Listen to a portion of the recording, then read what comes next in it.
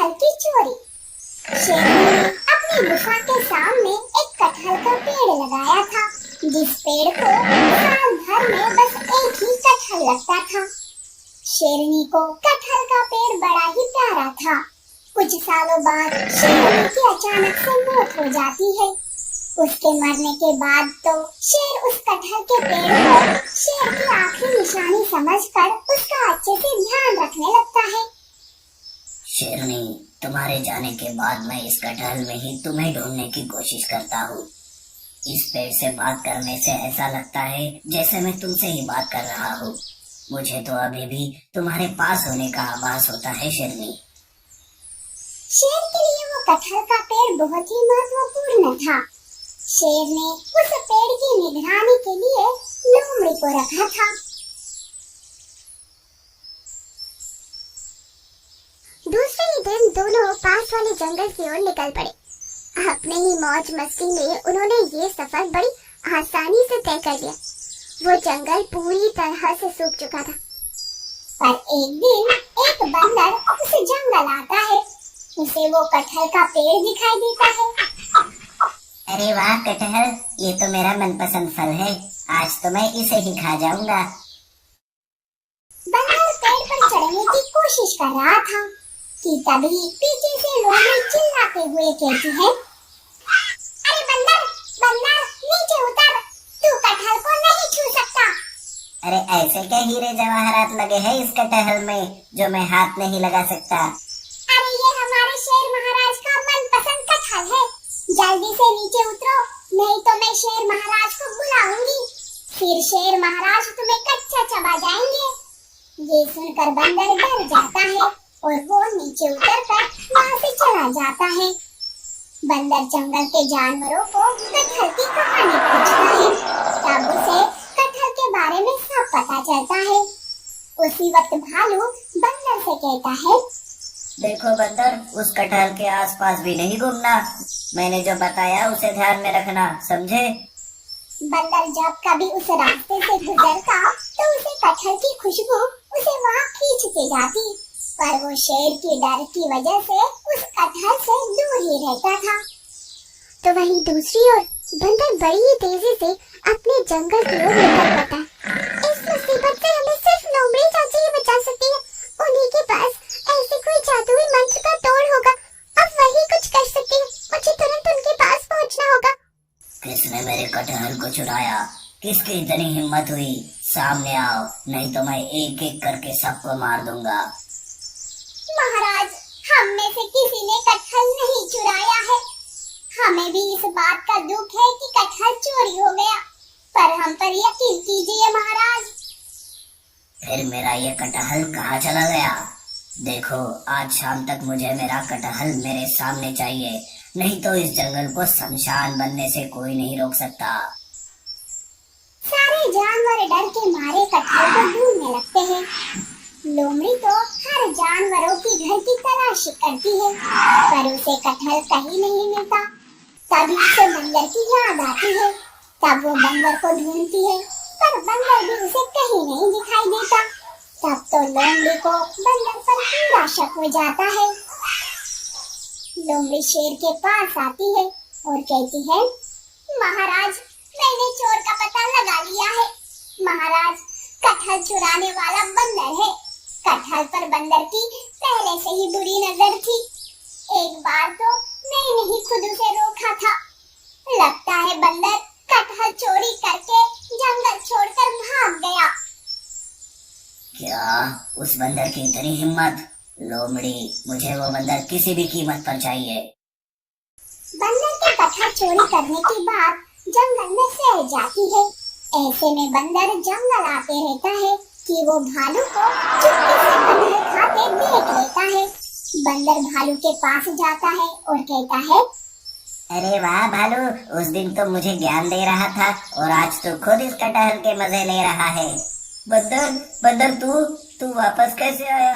मुझे लगा कि तू जंगल छोड़ कर गया। अरे सब तुझे कटहल का चोर समझ रहे हैं, पर अब सच्चाई सबके सामने आ जाएगी। नहीं नहीं बंदर, चला जा यहाँ से। जैसे चल रहा है वैसे ही चलने दे। अच्छा, तो चोरी का सारा इल्जाम मैं खुद पर लूं? और भगोड़ा बन जाऊं? नहीं, रुक जा, मुझे कुछ सोचने दे। बंदर कुछ सोच विचार करता है। अब राज शैतानी साए से आजाद हो गया था। लोमड़ी ने बिना देरी किए उस शव बंदर को देखकर तो शेर गुस्से से बौखला जाता है। तब बंदर कहता है, मुझे माफ कर दीजिए महाराज, मुझसे भूल हो गई। सच में महाराज, इस कटहल में शेरनी की आत्मा है। मैं जब इसे खाने जा रहा था तो शेरनी की आवाज आई इस कटहल से। उसने कहा कि शेर मेरे लिए तड़प रहे हैं, मुझे मत खाओ, मुझे मेरे शेर के पास ले चलो। महाराज, शेरनी ने मेरे सामने भीख मांगी। मैं भी दोनों का ये प्यार देखकर भावुक हो गया। पर महाराज, शेरनी की आवाज बस मैं ही सुन सकता हूँ। क्या कहा बंदर? शेरनी ने तुमसे बात की? बंदर, मैं तुम्हें कुछ नहीं करूँगा, बस मेरी और शेरनी की बातें एक दूसरे को बताते जाओ। इस तरह से बंदर शेर को अपनी नाटक में फंसा लेता है। अब बंदर शेर का खास बन जाता है। बंदर ऐसे ही शेरनी के बारे में झूठ बोलकर अपना काम आसान करते जाता है। बंदर की इसी नाटक की वजह से भालू बच जाता है, तो शेर को भी बहुत खुशी मिलती है कि शेरनी उससे बातें कर रही है। बंदरिया का होटल। एक घना जंगल था। जंगल में कई सारे जानवर थे। उन्हीं में से एक बंदरिया थी, चिंकी, जो जंगल के जानवरों के लिए एक होटल खोलती है। वो सारे जानवरों को होटल में आने का निमंत्रण देती है और साथ ही साथ वो अपने मन में सोचती है, अरे वाह, ये सारे जानवर तो जैसे तैसे यहाँ आ जाएंगे, पर मुझे इनके साथ साथ जंगल के राजा शेर को भी यहाँ बुलाना होगा, तभी मेरा होटल बहुत ही अच्छे से चलेगा। यूँ सोचकर चिंकी राजा शेर के पास जाती है। प्रणाम महाराज, मैं इस जंगल में एक होटल खोल रही हूँ और मैं चाहती हूँ कि आप मेरे होटल पर जरूर आए। क्या तुमने जंगल में होटल खोला है? अरे वाह, क्या बात है। ठीक है, तुम जाओ, वक्त मिला तो मैं जरूर आ जाऊंगा। अगले दिन चिंकी तरह तरह के भोजन बनाती है। उस जंगल के सारे जानवर चिंकी के बनाए भोजन को मजे लेकर खाते हैं। तब लोमड़ी चिंकी से कहती है, तुम्हारे होटल में तो भोजन बहुत ही स्वादिष्ट है। सच में तुम्हारे हाथों में तो जादू है, जादू। इतना स्वादिष्ट भोजन मैंने पहले कभी नहीं खाया। अब से मैं कहीं और भोजन के लिए जाऊंगी ही नहीं, बस तुम्हारे होटल पर ही आऊंगी। लोमड़ी चिंकी को कुछ इनाम देती है और वहाँ से चली जाती है। खरगोश और भालू को भी भोजन बहुत ही पसंद आता है। भालू चिंकी से कहता है, सच है चिंकी, तुम्हारे हाथ का भोजन तो बहुत ही स्वादिष्ट है। इतना स्वादिष्ट भोजन बनाना कहाँ से सीखा तुमने? ये कहकर भालू और खरगोश भी चिंकी को इनाम देते हैं। सब उसकी तारीफ कर रहे थे, पर चिंकी के चेहरे पर थोड़ी सी भी खुशी नहीं थी। वो राजा शेर का इंतजार कर रही थी। ये देख खरगोश चिंकी से कहता है, क्या बात है दोस्त, तुम बिल्कुल भी खुश नहीं लग रही हो। किसी का इंतजार कर रहे हो क्या? मैंने राजा शेर को बुलाया था। राजा शेर आते तो बात कुछ और ही होती। मैं उन्हीं का इंतजार कर रही हूँ। अच्छा, ये बात है, मैं उसी ओर जा रहा हूँ। मैं महाराज को बता दूंगा कि तुम उनका इंतजार कर रही हो। ये कहकर खरगोश वहाँ से निकलता है कि रास्ते में खरगोश को शेर दिखाई देता है। प्रणाम महाराज। महाराज, चिंकी आपका इंतजार कर रही है। उसने अपने होटल में बहुत ही स्वादिष्ट भोजन बनाया है, आपको वहाँ जाना चाहिए। ठीक है, मैं अभी जाता हूँ। खरगोश वहाँ से चला जाता है। इधर शेर शिकार किया हुआ भोजन पेट भर के खा लेता है और थोड़ी देर आराम के बाद चिंकी के पास जाता है। शेर को होटल पर आया देख चिंकी खुशी से झूम उठती है और राजा का अच्छे से स्वागत करती है। वो शेर के लिए तरह तरह के भोजन परोसती है, पर शेर का पेट तो भरा हुआ था। वो खाए भी तो कैसे? वो ज्यादा कुछ खा नहीं पाता। तभी वहाँ खड़ा हाथी चिंकी से कहता है, चिंकी, तुम्हारे हाथ से बना भोजन तो बहुत ही स्वादिष्ट है। मैंने इतना स्वादिष्ट भोजन पहले कभी नहीं खाया। हाथी की ये बात सुनकर शेर जोर जोर से हंसता है और कहता है, अरे लगता है तुम लोग तो पागल हो गए हो, जो इस बकवास भोजन को स्वादिष्ट का नाम दे रहे हो। मुझे तो ये भोजन बिल्कुल भी अच्छा नहीं लगा। ये कहकर शेर वहाँ से चला जाता है। चिंकी उदास होती है। तब हाथी चिंकी से कहता है, दोस्त उदास मत हो, देखना एक ना एक दिन महाराज तुम्हारे भोजन की तारीफ करेंगे। ये कहकर हाथी भी वहाँ से चला जाता है। एक दिन शेर को कहीं भी भोजन नहीं मिलता। वो बहुत भूखा था। वो चिंकी के होटल पर आता है। चिंकी शेर को देखकर खुश हो जाती है। तब वो अलग अलग तरह के भोजन बनाकर शेर के सामने परोसती है। शेर बहुत भूखा था। वो तुरंत चिंकी का परोसा हुआ सारा भोजन खा लेता है और कहता है, अरे वाह चिंकी, क्या स्वादिष्ट भोजन है, मजा आ गया खाकर। तभी पास में खड़ा हाथी शेर से कहता है, महाराज आपको तो चिंकी के हाथ का बना भोजन बिल्कुल भी पसंद नहीं है। वो तो आज भी वैसा ही भोजन बनाती है जैसा पहले बनाती थी। इसका मतलब ये है कि पहले आपका पेट भरा हुआ था, इसीलिए आपको चिंकी का भोजन पसंद नहीं आया। आज आप भूखे हो तो आपको चिंकी का भोजन पसंद आ गया। हाथी की ये बात सुनकर शेर चिंकी से कहता है, चिंकी मुझे माफ कर दो, मैंने इससे पहले तुम्हारे भोजन का अपमान किया। मेरी उस गलती के लिए मुझे माफ कर दो। ये लो मेरी तरफ से कुछ इनाम। तुम्हारा बहुत बहुत शुक्रिया। आज से तुम्हारे ही होटल पर भोजन खाने आऊँगा। शेर चिंकी को कुछ इनाम देकर वहाँ से चला जाता है। चिंकी बहुत खुश होती है और खुशी खुशी से अपना होटल चलाने लगती है। Foolish tiger and clever rabbit. जंगल में एक खुला बाघ घूम रहा था। वो बहुत ही भूखा था। उसे दूर दूर तक कुछ नजर नहीं आ रहा था। अरे बाप रे, ये भूख तो सहन ही नहीं हो रही। कोई शिकार भी नजर नहीं आ रहा। भूख के मारे बेचारा बाघ घास फूस खाने लगा। तभी वहाँ एक बंदर आता है और बाघ की हालत को देखकर उसकी हंसी उड़ाने लगता है। ये क्या? बाघ बंदर को अपने ऊपर हंसता देख बहुत गुस्से में आ जाता है। मूर्ख, हंसता है मुझ पर? रुक, आज तू जिंदा नहीं बचेगा। और बाघ बंदर को मारने उसके पीछे लग जाता है, लेकिन बंदर बच निकलता है। लेकिन बंदर के मन में एक शंका उत्पन्न हो जाती है। हाय राम, जान तो बच गई, अब ये मुझे नहीं छोड़ने वाला। आगे भी खतरा है, अब तो ऊपर वाला ही बचाए। तभी वहाँ से खरगोश गुजरता है तो बंदर उसे रोक लेता है। अरे सुनो खरगोश भैया, मुझे बचा लो, वो पागल बाघ मुझे मार देगा। क्यों? क्या हुआ? तुमने क्या किया? बंदर खरगोश को सारी बात बता देता है। तुम चिंता मत करो। खरगोश उस बाघ के बारे में सोचते हुए जंगल में आगे बढ़ता रहता है कि तभी एक बड़ा सा पिंजरा दिखाई पड़ता है जिसे शिकारी ने छोड़ दिया था और वहाँ से चला गया था। पिंजरे को काफी देर तक देखने के बाद खरगोश को एक तरकीब सूझती है। खरगोश पिंजरे में कुछ मांस के टुकड़े रख देता है और एक पत्थर के पीछे जाकर छिप जाता है और बाघ का इंतजार करता है। बाघ भी मांस को सूंघकर उस पिंजरे तक आ जाता है और पिंजरे में रखा मांस खाने लगता है। बाघ मांस खाने में इतना मगन रहता है कि इतने में खरगोश बाहर से पिंजरा बंद कर देता है और जब तक बाघ को भनक लगती है खरगोश वहाँ से 9-2-11 हो जाता है। अरे अरे अरे, किसने बंद कर दिया मुझे? खोलो खोलो। बाघ बेचारा उस पिंजरे में कैद हो गया था और बाहर निकलने का इंतजार कर रहा था। 2 दिनों तक इंतजार करते करते एक बकरा घास खाते खाते वहाँ पर आता है। तभी बाघ उससे बोलता है, बकरे भैया, मुझे निकाल दो यहाँ से, प्लीज ये पिंजरा खोल दो। नहीं नहीं, मैं ये पिंजरा नहीं खोलूंगा। खोल दिया तो तुम मुझे ही मार कर खा जाओगे। नहीं नहीं, मैं तुम्हें नहीं खाऊंगा, कृपया कर मुझे निकालो।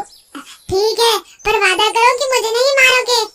मम्मी कसम नहीं मारूंगा, जल्दी खोल दो ना। और बकरा पिंजरे की कुंडी बाहर से खोल देता है। बाघ बाहर आता है। अब मैं आजाद हूँ, अब तुझे खाकर ही अपनी भूख मिटाऊंगा। नहीं नहीं, तुमने वादा किया था तुम मुझे नहीं मारोगे। कौन सा वादा, कैसा वादा? भूल गया मैं सारे वादे। बकरा अपनी जान बचाने के लिए भाग जाता है। बाघ भी उसके पीछे पीछे भागता है। भागते भागते बकरा एक पेड़ के पीछे छुप जाता है। बाघ उसको इधर उधर ढूंढने लगता है। इतने में खरगोश पास जाकर कहता है, अरे क्या हुआ भाई, तुम यहाँ क्यों छुपे हो? अरे वो दुष्ट बाघ मेरे पीछे पड़ा है। क्या? उसको तो मैंने पिंजरे में बंद कर दिया था। पर उसने अपना भोलापन दिखाकर मुझसे पिंजरा खुलवा लिया। अब मुझे ही खाना चाहता है। तुम चिंता मत करो, मैं उसे देख लूंगा। इतने में ही बाघ वहाँ आ जाता है। ओए बकरे, तूने मुझे बहुत दौड़ाया। क्या बात है, एक के साथ एक फ्री। अब बकरे के साथ खरगोश का भी मांस खाऊंगा, बड़ा मजा आएगा। तभी खरगोश कहता है, मरने से पहले मेरी एक आखिरी इच्छा है। जल्दी बोल, मेरे पास इतना वक्त नहीं है, भूख के मारे मैं तड़प रहा हूँ। जिस पिंजरे में आप कैद थे वो मेरा ही है। मैं अपने परिवार के साथ उसमें रहता था। उस पिंजरे में मेरी बहुत यादें जुड़ी हैं। अब मेरा परिवार नहीं रहा तो मैं उसी में मरना चाहता हूँ। अच्छा चलो, ये इच्छा भी मैं तुम्हारी पूरी करूँगा। उसी के बाद मैं अपनी पेट पूजा करूँगा। चलो दोनों। खरगोश और बकरा दोनों ही बाघ के साथ उस पिंजरे के पास पहुँच जाते हैं। तभी बाघ बोलता है, चल अब जल्दी से पिंजरे में जा। आप हमसे बड़े हैं, मैं चाहता हूँ आपके शुभ कदम ही इस घर में पहले पड़े, तो मरने के बाद मेरी आत्मा को शांति मिलेगी। बाघ अपनी तारीफ सुनकर गदगद हो जाता है और खुद पहले उस पिंजरे में चला जाता है।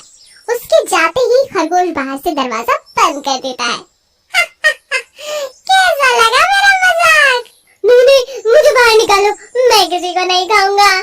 ना, अब तो मैं चला, बाय बाय, टेक केयर। और खरगोश बकरे के साथ वहाँ से चला जाता है। बकरा खरगोश से कहता है, तुम्हारा बहुत बहुत शुक्रिया, तुमने मेरी जान बचा ली। सिर्फ ताकत से कुछ नहीं होता दोस्त, अगर बुद्धि हो तो छोटा जीव भी बड़े जीव को परास्त कर सकता है, समझे? लोमड़ी की चुगली। एक घना जंगल था। जंगल में एक बहुत बड़ा शेर था। एक दिन शेर भोजन की तलाश में इधर उधर घूम रहा था। तभी वो थक कर एक पेड़ के नीचे बैठ जाता है। उसी पेड़ के ऊपर एक बंदर रहता था। बंदर शेर को देखकर नीचे उतरता है और शेर से पूछता है, अरे महाराज, आप कुछ परेशान और कमजोर दिखाई दे रहे हैं। हाँ, मुझे भूख लग रही है और कहीं भी भोजन नहीं मिल रहा। मैं भोजन की तलाश में घूम घूम कर थक चुका हूँ।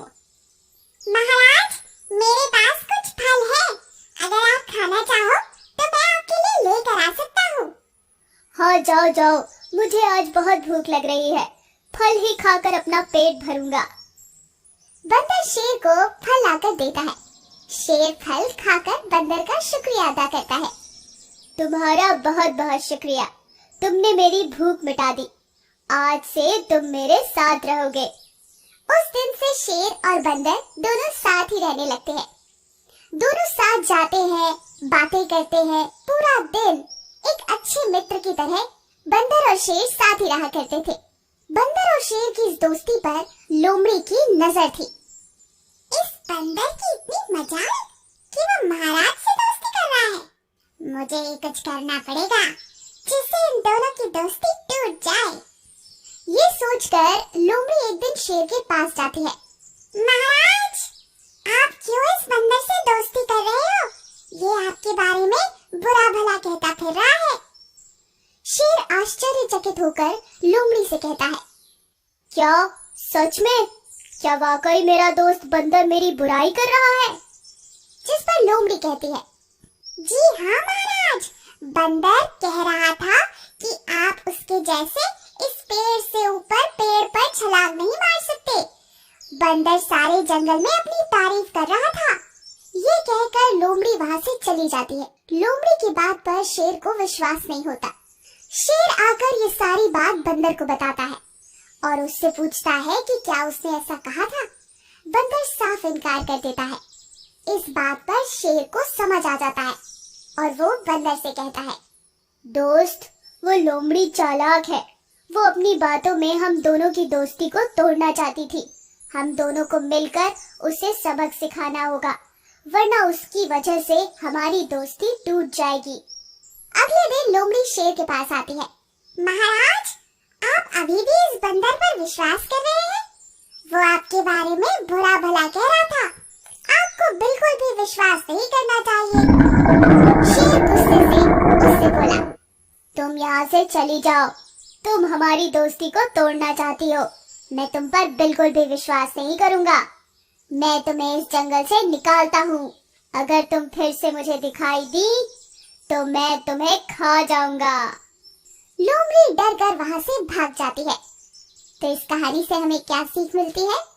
कि हमें कभी भी दूसरों की बातों पर आकर अपने दोस्तों पर शक। मूर्ख जिराफ। एक घना जंगल था जहाँ एक खतरनाक बाघ रहता था। चील, सियार और चीता उसके सेवक के रूप में हमेशा उसके साथ रहते थे। बाघ रोज शिकार करके भोजन करता और ये तीनों उस बचे हुए शिकार से अपना पेट भरते थे। एक दिन उस जंगल में एक जिराफ आ गया जो अपने साथियों से बिछड़ गया था। बाघ ने कभी जिराफ नहीं देखा था। चील ने बाघ को बताया कि ये जिराफ है और ये जंगल में नहीं रहता, शायद पास के जंगल से आया होगा। आप इसका शिकार करके अपना पेट भर सकते हो।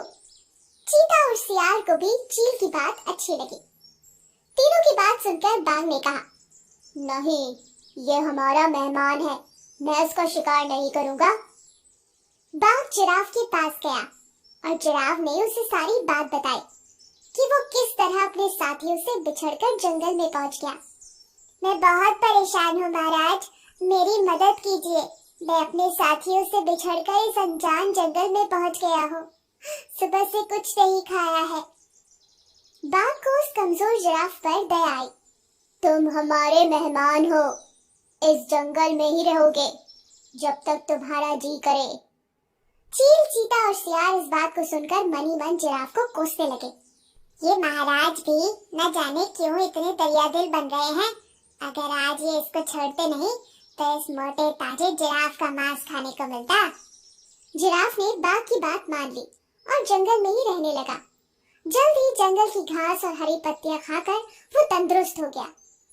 इस बीच एक दिन बाघ की जंगली हाथी से लड़ाई हो गई और बाघ बुरी तरह से घायल हो गया। वो कई दिनों तक शिकार नहीं कर पा रहा था। शिकार न करने की वजह से बाघ और उस पर निर्भर चील, चीता और सियार कमजोर होने लगे। जब कई दिनों तक उन्हें कहीं भी खाने के लिए कोई भोजन नहीं मिला तो सियार ने बाघ से कहा, महाराज, आप बहुत कमजोर हो गए हो और अगर आपने शिकार नहीं किया तो हालत और ज्यादा खराब हो सकती है। इस पर बाघ ने कहा, मैं इतना कमजोर हो गया हूँ कि अब कहीं भी जाकर शिकार नहीं कर सकता। अगर तुम लोग कहीं जानवरों को लेकर आओ तो मैं उनका शिकार करके अपना पेट और तुम दोनों का पेट भी भर सकता हूँ।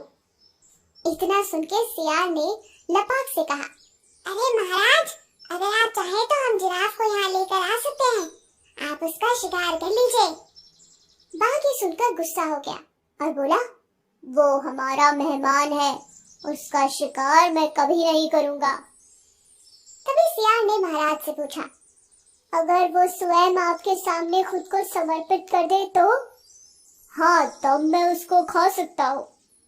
फिर सियार ने चील और चीते के साथ मिलकर एक योजना बनाई और जिराफ के पास जाकर बोलने लगे, हमारे महाराज बहुत कमजोर हो गए हैं, उन्होंने कितने दिनों से कुछ नहीं खाया। अगर महाराज हमें भी खाना चाहे तो हम खुद को भी उनके सामने समर्पित कर देंगे। सियार की बात सुनकर चील, चीता और जिराफ भी बोलने लगे, मैं भी महाराज का भोजन बनने के लिए तैयार हूँ। चारों बाघ के पास गए और सबसे पहले चील ने कहा, महाराज, मुझे अपना भोजन बना लीजिए।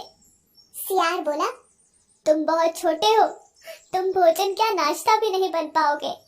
फिर चीता बोला, महाराज आप मुझे खा लीजिए। तब सियार ने कहा, अगर तुम मर जाओगे तो बाघ का सेनापति कौन बनेगा। फिर सियार ने खुद को समर्पित किया। तब चील और चीता बोले, तुम्हारे बाद महाराज को सलाह कौन देगा, उनका सलाहकार कौन बनेगा। जब तीनों को बाघ ने नहीं खाया तब जिराफ ने भी सोचा। तब जिराफ बोला, महाराज, आप मुझे खा लीजिए, क्योंकि मैं तो आपका मेहमान हूँ। इतना सुनते ही बाघ, चीता और सियार उस पर झपट पड़े। इससे पहले कि जिराफ कुछ समझ पाता, उसके प्राण शरीर से निकल चुके थे और चारों उसे अपना भोजन बना चुके थे। इस कहानी से हमें ये सीख मिलती है कि हमें बिना सोचे समझे किसी की बातों में नहीं आना चाहिए। साथ ही चालाक और धूर्त लोगों की मीठी मीठी बातों का भी भरोसा नहीं करना चाहिए। हमारी ऐसी अमेजिंग कहानियां सुनने के लिए